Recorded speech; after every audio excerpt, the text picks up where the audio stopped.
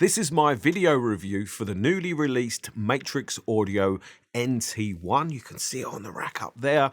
Digital audio transport, or that is what Matrix call it. To me, it's a digital music server streamer. But it is just the transport. That means there's no DAC in it, no headphone amplifier. It's just a digital music source. And the NT-1 definitely stands out as a hi-fi product in 2025, and not just for how easy it is on the eye.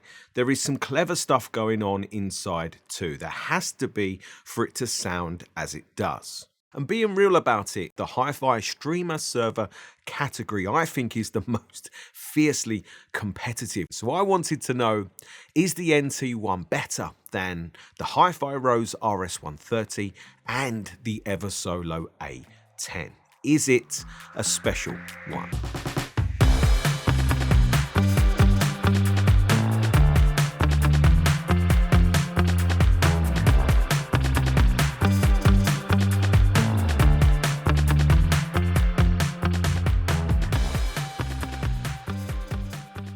When I review hi-fi streamer server types of products, I always look at 4 key categories. What does it look like? What does it do? How does it work? And what does it sound like? Judged against what it costs. And when a product is high-end, when it has a higher price tag, I do think all 4 of those categories are very important. Looking at the Matrix NT-1, I don't think I really need to say too much about its design aesthetic. I think the language of that speaks for itself. It's lovely. I doubt anyone would complain about anything here. The NT-1 is noticeably more compact than is typical for a product like this, and that should make it easier to sit on some normal furniture rather than needing a dedicated hi-fi rack. The compact size doesn't mean that we are shortchanged for connections, as round the back you can see there are separate networking inputs for RJ45 and SFP. That I really like, and these are important as there is no Wi-Fi here on purpose, and maybe that will scupper a few of you, but if you're a high-end audiophile, this is likely something that you appreciate. I also like the many different digital outputs for connecting to your DAC, with 2 that stand out. One is a dedicated USB audio out, and I'll explain what that means shortly. The other is a HDMI connection for IIS LVDS, and that was totally new to me. And Matrix told me that IIS LVDS incorporates I2S. That is a lot more familiar, and that we see on a lot of R2R DACs. And LVDS is a low voltage differential signal that has anti-interference, low power consumption, and other good things for sound quality. Where I see the biggest benefit of this is for any audiophiles that are using a digital to digital converter to convert USB to I2S, because you wouldn't need that product anymore. That all happens internally with the NT-1, and it should be being done better. But I need to apologize now because I didn't realize this, or the importance of this, until right at the end of this review when I was putting the video script together. So I've only tested the NT-1 from its dedicated USB out, and that is a shame because the IIS LVDS might have given me better performance. Something to bear in mind. Flipped upside down, there is an access point to install an NVMe hard drive. The NT-1 uses Samba for its networking, and it worked great for me on my home network, and I managed to transfer about 500 gigabytes worth of music to the NT-1, I think in less than an hour, so I appreciated this simplicity. We obviously need to talk about the touchscreen, as this is a nice one. It's very responsive to your touches, it's crisp and clear, and easy to read even at a distance. That is great. Although I still hate touchscreens on hi-fi products because I hate fingerprints, but hopefully you can see by my blind clicking around here how responsive everything is with the menu, and that theme is consistent throughout the usage of the NT-1.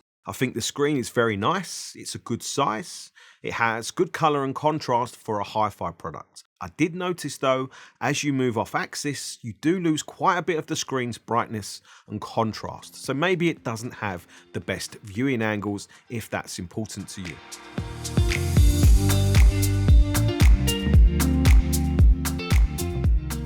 To get a better understanding of the NT-1's design, I popped the lid to look inside, and the first thing you notice is just how neat everything looks and how well laid out it is. The computer bit is in the middle under the heatsink, and I couldn't see that of course, but the form factor looks familiar. Next to it, I was very surprised to see a Xilinx FPGA chip. I mean, that's something I expect to see in a DAC. And I asked Matrix and they told me that this is a crucial part of the NT-1's design. I also know power supplies are extremely important for digital audio transports. And Matrix have used a large, in relative terms, 60-watt toroidal transformer for the built-in linear power supply. What's more interesting is the toroidal has dual windings, with one set being specific for the digital audio outputs, the USB and the IIS LVDS. They almost get their own independent transformer here. And Matrix say that is done for lowering noise. And to me, that is a very interesting attention to detail. Another is the Matrix branded clock, which feels very apt to me as this is my second consecutive Matrix product review. My last video was a review for Matrix's SC1 reference clock that is designed to be used with the NT-1, and if we look at the rear again, you can see the NT-1 has a dedicated external clock input that connects to the SC1, well, to and from it really, all from that one cable. What's now cool is that we can see just how massive the clock in the SC1 is, because here is the NT-1 again for a size reference. Look at the size of its clock, which is already pretty sizable. But now here is the SC1. They are in the same size chassis, so the size comparison is relevant. So when I called the SC1's clock massive, I was not over-exaggerating, as we men can typically do at times. I will talk about how the SC1 reference clock affects the sound quality of the NT-1 shortly, but let's get the prices out of the way. The Matrix NT-1 costs £4,000 and the SC1 reference clock costs £5,400. So these are, premium, higher priced hi-fi products that we are talking about here.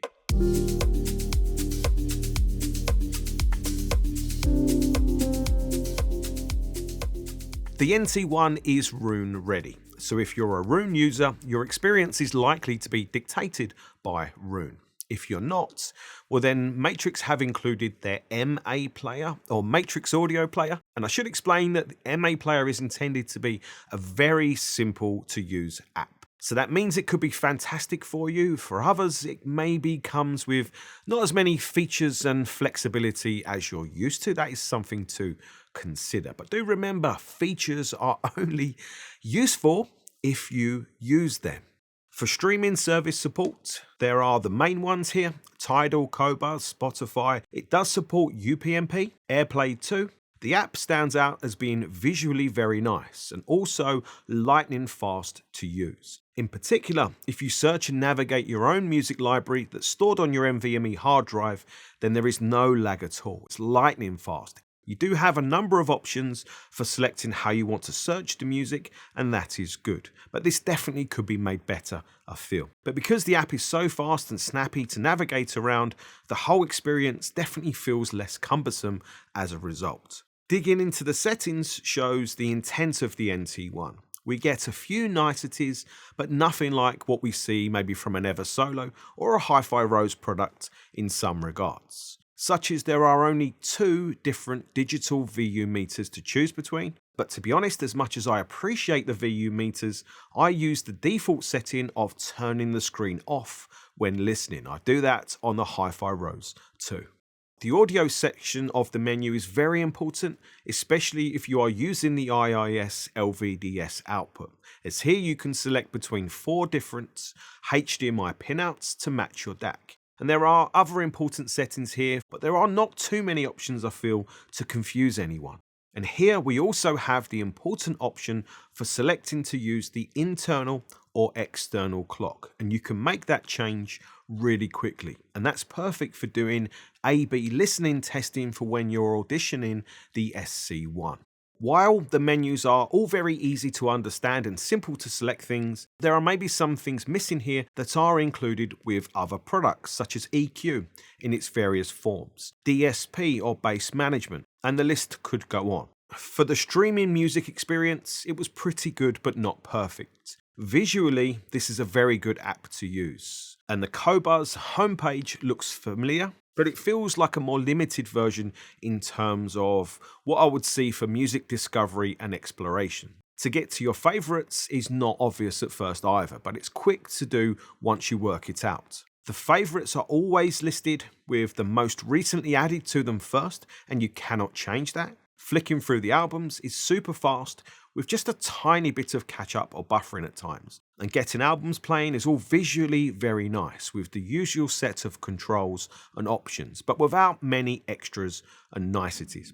I definitely have a few gripes with how the MA Player app works and not having more choice for what happens when I click on a track and how music is added to the play queue. I'd like to see that improved.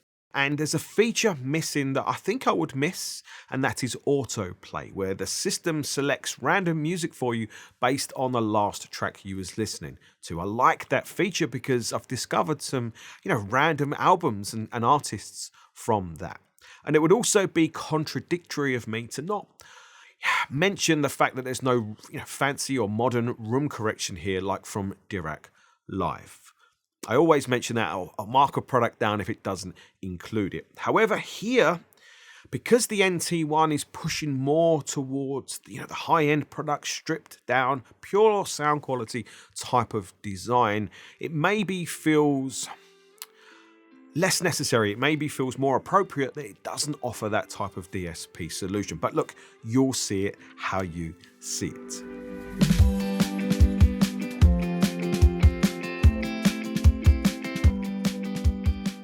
When it comes to talking about the sound quality of digital audio transports, I know that can be a bone of contention with some audiophiles because, of course, they're all bit perfect, so they all have to sound the same. And I really wish they did. It would make my life so much easier. Anyway, there was some very standout things about how the NT-1 sounded, different to the other sources I tested. It sounds very clean and very clear. I wonder if it's almost too clean sounding, and that is an interesting thing to say. I'll explain why shortly. I found the sound clarity or the layering or the organization of a soundstage to be exceptional, really clear and really organized. And I also found the bass to be extremely tight and articulate. Again, maybe a little bit too much, and maybe it wasn't quite as substantial in the bass as a result of that. But in isolation, I was very happy listening to it, but I knew a comparison would tell me more. And I decided to make it a three-way comparison because who doesn't love a menage a trois? And this included the HiFi Rose RS130 that I have been using for some time now. And it costs around the same as the NT-1, with the third streamer server being the Eversolo A10, which seemed a little unfair as it costs quite a bit less and does a lot more. However, I thought it could be a great middle ground to assess the NT-1 against. And all three of them were using their dedicated for audio USB outputs going into the HiFi Rose 160 DAC. And the Matrix SC1 clock that is on the rack was fully powered off and disconnected for this testing, but I left it on the rack for laziness. Because it looks very cool. I did a lot of comparison listening between the NT-1 and the HiFi Rose RS130. And I'm actually finding it quite difficult to quantify my findings. And that's not because they sounded the same, it's because they sounded so different. And within that difference, you have big and small things. You have what you have to try and define as technically better and preference. All of these things go into a listening comparison. So doing reviews sometimes is really very difficult. But when we're talking about sound, when I'm talking about sound quality differences, I'm not referring to Michael Jackson all of a sudden sounding like Pavarotti. It's not like that. It's in the general way that the music comes across. And then how does that make me feel when you're listening to the same tracks over and over and over again? And I tried to keep the testing focused and fair. So I selected 3 totally different test tracks. One was for testing the precision of a soundstage and the tonal accuracy and pleasingness of a high-pitched instrument. Another was for testing bass presence, power, and the sense of energy and atmosphere of live recorded music. The last track was for testing vocals, female vocals, but just vocals, and again the fullness and what I call like the bounciness of bass in a track that has a lot of it and that is very modern in production. Here is what is interesting. I thought the NT-1 did the best job with the Ray Chen violin track. The intro to that track has the violin playing back left, and it sounded crisper and clearer and more in focus and less phasey compared to the Rose. I also think the NT-1 did a better job with the vocals in the Emma track, with them sounding the clearest and most sharp in focus. But for the Steve Morrison live track, there is this big bass at the beginning of that track, and I like it when that bass is really full so that I feel the notes as much as I hear them. And I was finding the bass from the NT-1 was not really full enough for me there. Yes, the notes were crazy tight and accurate, tighter than from the Rose by some margin, but I was feeling a little shortchanged by their substance. With the Rose as the source, those bass notes at the beginning of the Steve Morrison track, I could just feel them more. They was thicker, like bigger, more substantial. And maybe that's a coloration on the signal, it's possible. I don't care. I enjoyed that. But that more substantial sound coming through from the Rose also made more and other music sound a bit more relaxed, I feel. So this led me into some serious kind of mindset quandaries here. Like, what is the better music source? Is the cleaner, more accurate one better, or is the one that kind of makes me feel more relaxed listening to music better? So I started to think about what could be the cause of this, and it led me to think about what we are doing here. I'm comparing a Matrix Audio product using a HiFi Rose DAC, and I thought maybe that pairing just isn't necessarily as well judged or as well balanced as using the all HiFi Rose system. It feels crazy to say that about digital products, but we're talking about quite substantial differences here. How do we quantify them? And I considered, was I hearing a better source in the NT-1, just not with the perfect DAC for it? This is for me and my preference. You might find it exceptionally good, very fast, very accurate, very focused sound. The difference between quality and preference, like I said, it's sometimes difficult to define. I definitely noticed that the Rose delivers music more mechanically. The NT-1 delivered music with a slightly more silky flow to it. And that is exactly why I wanted to throw in the third comparison, to try and help me see some wood through the trees. And I was curious to see how the Eversolo A10 might hold up. And it held up extremely well. And funnily enough, seemed to split the two. The A10, when streaming music from Qobuz, the output is lower, so I had to turn the Gallium preamp volume up quite a bit more to level match the music. And the A10 gave me the full bass and solid sound like from the Rose, but also with a little more high frequency or just a little more clarity overall, sounding a little more like the NT-1. So you may automatically think that the A10 is like the perfect mixture of the two, and in ways it was, but I was finding the timing of the music to be not as good as from either the Rose or definitely not from the NT-1. And I noticed that mostly in the bass. The A10's bass is like the thickest, or what you might call like the lumpiest or the least well-defined bass of the three. Not by a massive amount, but like a noticeable amount when you're listening to the same tracks over and over again. And the A10 actually reminded me more of the HiFi Rose RS130 as a general kind of presentation, which again makes the NT-1 really stand out as something different. That extra clarity really is something different. And I just wished I had a different DAC here with a different design technology, such as an R2R1, to try the IIS LVDS output, just to see what that might do for the overall system's sound balance. And I say this because I was messing around with the different filter modes of the RD160, and I could hear real promise, but none of them seemed perfect to me. I am putting what I was hearing down to my preference really and what I like, and I'm being really fussy and critical here. Do take that into account, but I really don't think the RD160 is the perfect DAC for the NT-1. I think that's a fair thing to say. And it made me think about what might be the perfect DAC. And I was thinking, it would need to have, or ideally need to have, a 50 ohm external clock input so that you can use it with Matrix SC1 as well.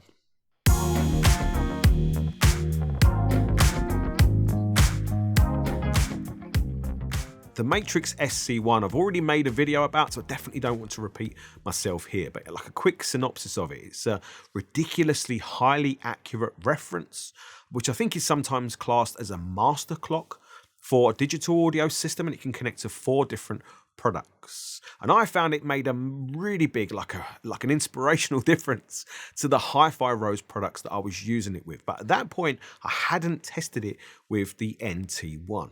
The SC1 clock improves the sound of music in 2 key sonic areas. One is timing clarity and how you hear the details more deeply within the music. And the second one is how the soundstage is presented for its full scale, or really for its expansiveness in the room. And I also found it could help with the smooth flow of the music too, which is an interesting one, but it does make sense if it's improving the accuracy of the digital to analog conversion. But here is the thing, the NT-1 is already really good, like exceptionally good compared to the others I tested in those areas already. So it's interesting that the SC1 can take its performance even further in those regards, most notably being that soundstage expansion. That is probably the biggest one here. I did a lot of A/B testing for this and found the album Live in Europe by Melody Gardot showed me just how much more expansive the soundstage got, with her vocal being more clear front and center,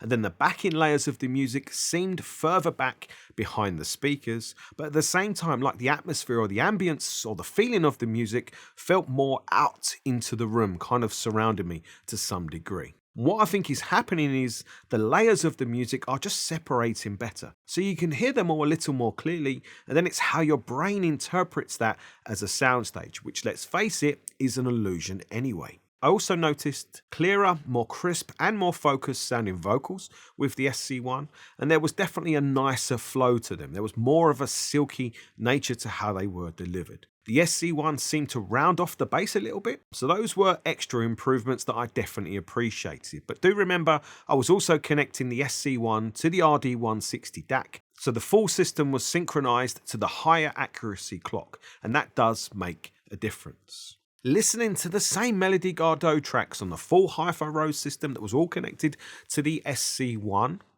I was a little disappointed actually, because it sounded a bit muffled. It all sounded a bit kind of like, yeah, muffled is the right word. There was not the same kind of clarity, the same precision, the same obvious definition of everything. So yeah, I was a little disappointed. And I definitely didn't expect that, but I was just struggling to be as impressed by what I was hearing. So that is an interesting difference, but I had one more trick up my sleeve, and that was connecting the 2 HiFi Rose products together using their SFP USB connection and the Melco C1 SFP cable, because I'd already worked out this is how you get the best out of the Rose products for the most clarity of sound. And this closed the gap to the Matrix NT-1, but the Rose was still not nearly as crisp or clear sounding, not as well focused, but I found overall I preferred the balance of sound now from the HiFi Rose setup. It was just more to my taste, but I could still hear where the NT-1 sounded quite noticeably clearer. And this again made me think that I just didn't have the right DAC for the NT-1. I think like the best of what the NT-1 can do, I couldn't hear, I hadn't heard. So that's quite frustrating, but also maybe exciting for the future. I mean, like, what can this source unlock? But I think the 2 important lessons I learned here. One is that digital does not all sound the same. I knew that anyway. But the important lesson was, I think with the Matrix NT-1, it's more important to get that balanced with the DAC. That kind of balance is more important than adding the SC1 clock, because the SC1 clock can only make better of what's already there. It's not a band-aid to fix kind of imbalances. So get the NT-1 balanced with the DAC you really like first, and then add the SC1 at the end to just make a better version of what you already have. So summing up my thoughts and feelings about the NT-1, it's a very impressive hi-fi product that is definitely doing something a little different visually and sonically that will make it stand out even in a crazy crowded competitive market. I can see the real potential in the NT-1 as a really high quality source. I think it just needs to be used with the right DAC to balance things out for how you want it to be. I think that's just how hi-fi is anyway. But look, it does have a higher price, and there are products from the likes of, well, just Eversolo and Wim that offer a lot more features for a lot less money. So that is a real world consideration here. Only you can make a decision for what features are important to you. The Matrix SC1 reference clock. It still holds a special place here for me, but maybe it feels a little less necessary with the NT-1 initially. However, it's one of those products, once you've heard what it does, once you've heard those, just a couple of key areas kind of be improved like the way the SC1 does, you definitely don't want to go back to listening to how it was before. It's one of those products, be warned, it's one of those ones that really do get you like that. So I hope this long review has been helpful and useful. I hope you've enjoyed it. If so, hit the thumbs up button and subscribe to the channel for more.